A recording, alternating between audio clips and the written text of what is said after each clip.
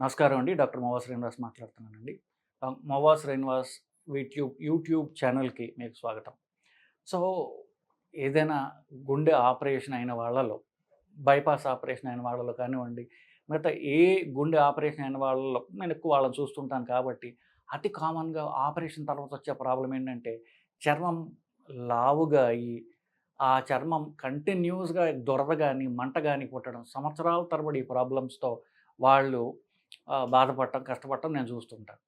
దీన్ని ఈ చర్మం ఇలా ఉబ్బడం దాని పేరు కీలాయిడ్ అంటారు. అది మెడికల్ టర్మ్స్‌లో చెప్తే. సో, నిజంగా చెప్తే అది ఒక ఉబ్బిన గాయం అన్నమాట అది. సో, ఇది గుండె ఆపరేషన్‌లకే కాదు నిజానికి ఏ ఆపరేషన్ పొట్ట మీద ఆపరేషన్ చేసినా, ఎక్కడ ఆపరేషన్ చేసినా కొంతమందిలో దెబ్బ తగిలినా, కొంతమందిలో ఏ కారణం లేకపోయినా ఇది సడెన్‌గా చర్మం ఒక ప్లేస్‌లో గట్టిగా ఎక్కువగా అది ఒక రకమైనటువంటి గాయంలాగా అయ్యి, అది కంటి సంవత్సరాల తరబడి మనుషుల్ని బాధపెడుతూ ఉంటుంది. దీన్ని కీలాయిడ్ అంటారు.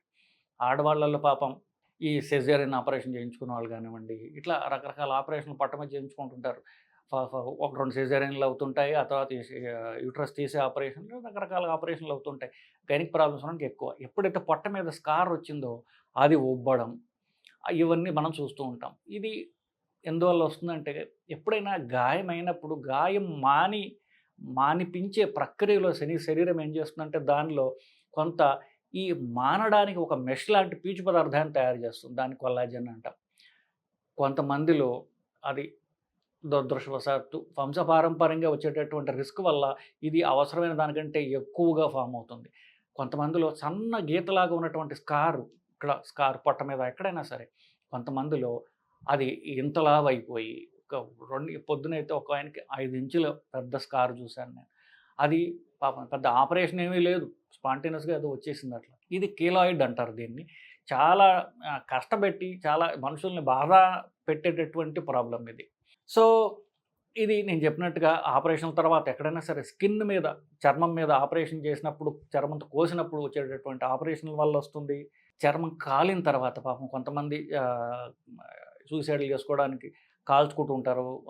రకరకాలు లేకపోతే యాక్సిడెంటల్‌గా కాలిన, సో, నిప్పు వల్ల వాళ్ళకేమైనా చర్మం కాలిన, యాక్సిడెంట్‌లయిన, కొంతమందికి ముఖం మీద మొటిమల వల్ల వచ్చిన, సో, కొంతమంది ఏ కారణం లేకపోయినా ఈ కేటగరీస్ ఆఫ్ పీపుల్‌లో ఈ చర్మం అవసరమైన దానికంటే ఎక్కువగా అది పెద్దగా అయ్యి వీళ్ళని చాలా బాధకి ఒక స్కార్ లాగా అయిపోయి ఆ తర్వాత మన మొహం మీద, చేతుల మీద ఉంటే ఇంకా కొంచెం వాళ్ళకి చూసుకోవడానికి అంత బాగుండదు.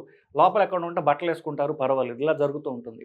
దురదృష్టవశాత్తు దీనికి మంచి ట్రీట్మెంట్ అంటూ లేదండి. ఇప్పుడు దీన్ని ఆపరేషన్ చేసి తీయలేరు. ఆపరేషన్ చేస్తే మళ్ళీ వస్తుంది. అంతకుముందు కంటే ఎక్కువ వస్తుంది. సో, రక అం త తర అం చాలా ఏళ్లుగా ఈ ప్రాబ్లమ్‌ని ఫేస్ చేస్తున్నప్పుడు కొన్ని రకాల స్టెరాయిడ్ ఇంజెక్షన్స్ ఇవ్వడం దాంట్లోకి చేస్తున్నారు. ఇచ్చినంత కాలం బావుంటుంది. ఇచ్చిన ఆపేయడం తర్వాత అంతకుముందు కంటే ఎక్కువ ఉంటుంది. ఆపరేషన్ చేస్తే పెరిగిపోతుంది. సో, ఇట్లా రకరకాల ప్రాబ్లమ్స్ ఉన్నాయి. కొత్తగా దీనికి లేజర్ ట్రీట్మెంట్ అనేటటువంటిది ఒకటొచ్చింది. ఫ్రీజింగ్ నైట్రోజన్ లిక్విడ్ నైట్రోజన్ తోటి దాన్ని ఆహ్, ఐస్ లాగా చేస్తే తగ్గుతుందని చెప్తున్నారు. కానీ కొత్తగా వచ్చిన ట్రీట్మెంట్లు ఈ 2. ఒకటి లేజర్ ట్రీట్మెంట్, రెండోది freezing treatment with nitrogen, liquid nitrogen తోటి. ఈ 2 కొత్తగా వచ్చినప్పటికీ ఎంతవరకు పూర్తిగా రాకుండా నివారించగలవు అనేది పూర్తిగా మనకింకా తెలీదు. కానీ ఇప్పుడు లేజర్ చేయడం వల్ల చాలా వరకు తగ్గుతోంది. మళ్ళీ వచ్చే అవకాశం అంటూ ఉన్నది. కానీ ఆపరేషన్ చేసినా, దానిలో ఇంజెక్షన్‌లు చేసినా అది ఉన్నదాన్ని మనం అనవసరంగా రెచ్చగొట్టి ఇంకా ఇంకా పెరిగిపోయే అవకాశం ఉన్నది. లాంగ్ టర్మ్ ట్రీట్మెంట్‌లో ప్రీగాబాలిన్, గాబాపెంటిన్ ఇట్లాంటి మందులు వాడటం ద్వారా చాలా వరకు మనం నివారించుకోవచ్చు. నొప్పి తగ్గుతుంది, ఇరిటేషన్ తగ్గుతుంది, దురద తగ్గుతుంది. ఇవి పని చెయ్యనప్పుడు మిగతా చోటకి వెళ్ళండి గానీ, ముందు టాబ్లెట్‌లతో ఎంతకాలం మీరు లాగగలిగితే అంతకాలం లాగండి. తగ్గని పక్షంలో అప్పుడు దానిలో మీరు ప్లాస్టిక్ సర్జన్ దగ్గరికి వెళ్ళినట్లయితే వాళ్ళు దీనికి ట్రీట్మెంట్ ఇస్తారు జనరల్‌గా. బట్ దీన్ని ఇంజెక్షన్‌లు, ఆపరేషన్‌లు అవాయిడ్ చేసి లేజర్ ట్రీట్మెంట్ చేయించుకోవడము, లేదా కూలింగ్ ట్రీట్మెంట్ విత్ నైట్రోజన్ చేసుకోవటము బెటర్ అనేది ప్రస్తుత డేటా మనకి చెప్తుందండి. సో, కీలాయిడ్స్ అంటే ఏమిటి? ఇవన్నీ దాన్ని ఎలా ట్రీట్మెంట్ చేయాలి? వీటి గురించి చెప్పాం. ఈ మధ్య కాలంలో ఒక డాక్టర్స్ గ్రూప్‌లో ఒకటి పెట్టారు. చూడటానికి చాలా బావుంది. అదేంటంటే ఆడవాళ్ళకి పొట్ట మీద కానివ్వండి, ఎక్కడన్నా ఎక్స్పోజ్డ్ ఏరియాస్లో స్కార్ వచ్చిందనుకోండి, వాళ్ళు తెలివిగా ఏం చేస్తారంటే అదే స్కార్‌ని చుట్టూ పచ్చబొట్టు వేయించుకుని దాన్ని కొంచెం అందంగా తయారు చేసుకుంటున్నారు. కానీ ఇది అంత సేఫ్ పద్ధతి కాదు అని చెప్పడానికి నేను చూడటానికి తెలివిగా ఉన్నప్పటికీ, ఎందుకు పచ్చబొట్టు వలన కీలాయిడ్ రావచ్చు. అసలే కీలాయిడ్ ఉంది. దాని పక్కన పచ్చబొట్టు పొడిపించుకున్నట్లయితే ఇది ఇంకా పెరిగేటటువంటి అవకాశం ఉన్నది. చూడటానికి చాలా ఆర్టిస్టిక్‌గా అనిపిస్తోంది. ఎందుకంటే అక్కడ దాకా మనం ఏదైతే మనం దాచుకుందాం, కనిపించకుండా కవర్ చేసుకుందాం అనే ఏరియాలో వీళ్ళని దాన్ని ఒక మంచి ఆర్టిస్టిక్‌గా తయారు చేస్తే ఆ గిల్ట్ పోతుంది వీళ్ళకి. కానీ అదంత సేఫ్ పద్ధతి కాదు అని నాకు అనిపిస్తోంది. డేటా కూడా అదే చెప్తోందండి. సో, లేజర్ ట్రీట్మెంట్ కానివ్వండి, నైట్రోజన్ ట్రీట్మెంట్ కానీ బెటరు. ఫస్ట్ మందులు ట్రై చేయండి.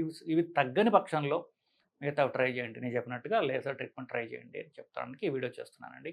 Hope you find this useful. మీకు ఈ వీడియో నచ్చినట్లయితే దీన్ని లైక్ చేయండి, మీ ఫ్రెండ్స్‌తో షేర్ చేయండి. మీకు, మీ ఫ్రెండ్స్‌కి కూడా కరెక్ట్ సైంటిఫిక్ మెడికల్ అడ్వైస్ మీకు తీసుకొని మిగతా వాళ్ళకి ప్రాపగేట్ చేయడానికి మీ సాయం మీరు చేయండి. నమస్కారం.